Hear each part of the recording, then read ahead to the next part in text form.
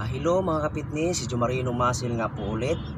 So medyo masaya tayo ngayon, nagagalak tayo ngayon dahil pinagbigyan ni Mukbang King Boy Tapang yung ating hamon. Dati yung hamon ko sa kanya nung magsara yung Mukbang TV, ang hamon ko sa kanya noon, meron akong reaction video, ang hamon ko sa kanya ay magpakatatag. Pero ngayon na siya ay nagkaroon ng Boy Tapang vlog, ang hamon ko sa kanya ay hinamon ko siya ng patago, no? Kami lang nag-usap-usap na hinamon ko siya na magmukbang din kami, pero huwag yung mukbang na exotic, di ko kaya yon. Ngayon ang aking paghahanda para sa aming paghaharap dahil 2 araw pa naman mula ngayon dahil siya ay busy.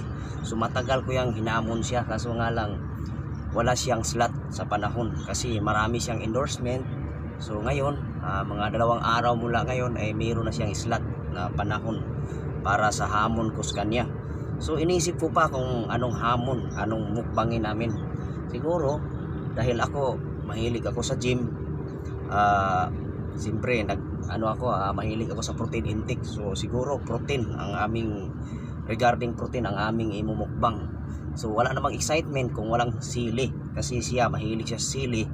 At ako rin naman ay gumagamit din ng sili, pero hindi sobrang dami, kasi yung sili sa pagkakaalam ko, ayon sa aking pagsasaliksik, yan ay antioxidants, kaya gumagamit din ako ng sili, pero hindi masyadong marami, yung hindi nasisira yung mukha natin. So, yun, nagkaroon na siya ng, binigyan niya ako ng panahon sa sunod na mga araw, 2 araw. So yung paghahanda ko sana ngayon, gusto ko sanang ibalik yung dati kong alindog nung wala pa yung COVID.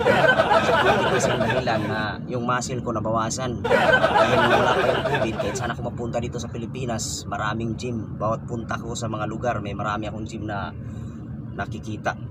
Minsan pag dumating ako sa isang lugar, gym agad ang hinahanap ko. Ngayon, yung mga gym, pag pinuntahan ko, nagsasara na yung mga suki kong gym sa mga lugar-lugar. So, walang gym sa Madaling Sabi. Gusto ko sana ibalik yung dati ko alindog, hindi naman sa dahil kailangan natin magpalakas dahil magsuntukan kami. Yung challenge naman, magsuntukan, boxing, di man wrestling o ano ba yan, judo, yan. Pero gusto ko lang sana dahil dala-dala natin sa ating pangalan yung pagiging muscle, no? May muscle yung pangalan natin, dapat makikita talaga na may muscle ka. Kaso nga lang, iwan ko, di na siguro mahabol dahil 2 araw na lang. Kahit anong gawin ko, siguro tumbling-tumbling dyan, pagpagulong-gulong para sa pagpalaki ng muscle, kahit sa home workout na lang, hindi na kakayanin. Kasi nga, napaka-iksi na ng panahon.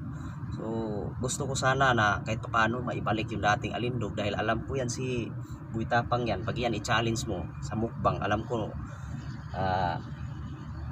nakahubad lang yan Kaya dapat doon sa challenge natin sa kanya, sa hamon natin sa kanya, dahil kinasahan man niya, dapat sabayan din natin siyang maghubad niya. Tapos nakakahiya naman siguro na wala itong tiyan ko, wala na, nagsilubuhan na ito dahil dun sa napabayaan nga, dahil sa lockdown.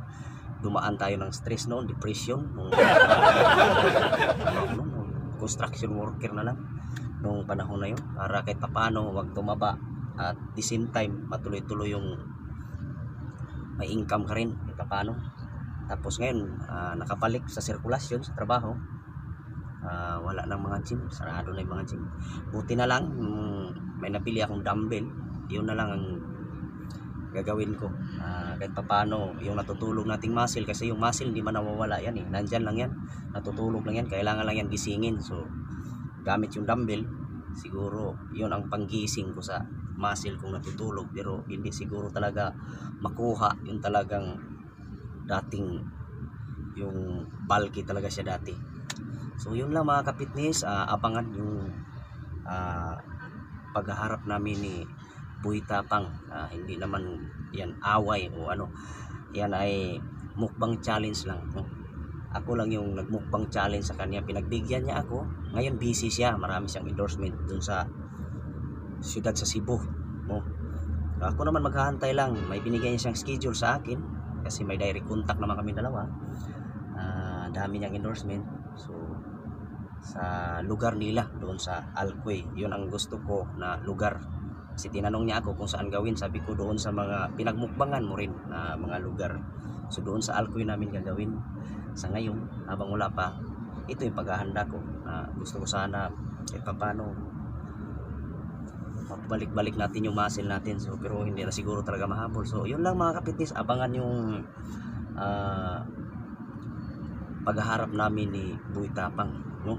Kung sino talaga yung totoong naghahamon sa kanya, kasi maraming naghahamon sa kanya na mga vlogger, hanggang kamera lang naman. Pero ako, sinubukan ko talaga na hamunin siya within personal. Gusto ko talaga siyang hamunin, hinamon ko talaga siya sa personal talaga. So yun lang, sana abangan niyo yung mukbang challenge namin ni Boy Tapang, yung mukbang king. Ako naman, wala akong talent sa mukbang na yan. Hindi ako mukbang king, ako ay kuming king, no? Abangan, sa muli.